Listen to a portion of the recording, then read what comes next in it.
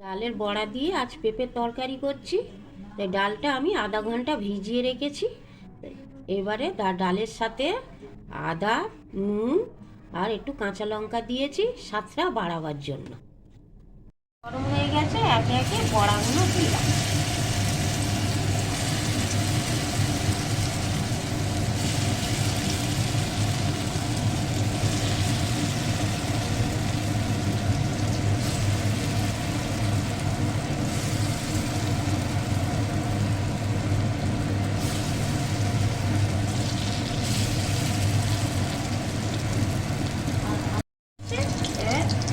আর একটি উল্টে দিই।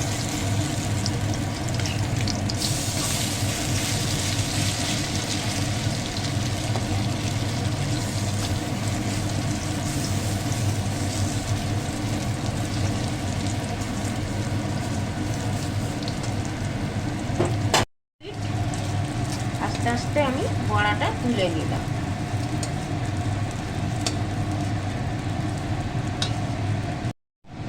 বড়া ভাজা হয়ে গেছে, এবার তেল দিলাম। তোমরা সাদাও তেলেও করতে পারো, সর্ষের তেলেও করতে পারো।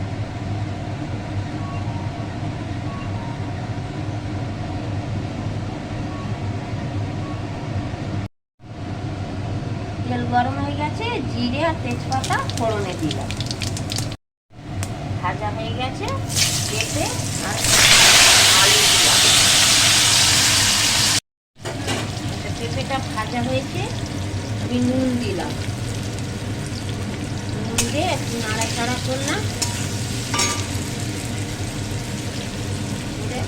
আদা বাটা দিলাম।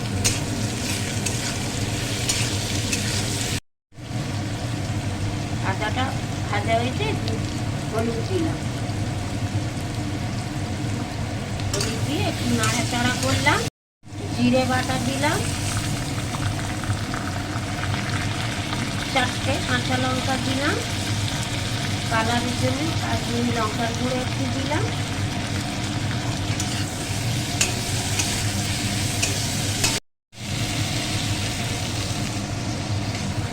এক মগ মতো জল দিলাম। তরকারিটা ফুটে উঠেছে, এবার বড়া দিলাম। ভাজা বড়াগুলো দিয়ে দিলাম তরকারির মধ্যে। বড়াটা দিয়েছি 2 মিনিটের জন্য, একটু ঢাকা দিলাম। ঢাকনাটা খুলে দিলাম। জাস্ট নেড়ে চেড়ে নামিয়ে দেব। অপশন হচ্ছে আমরা ঘি খাই না, তাই ঘি দিলাম না।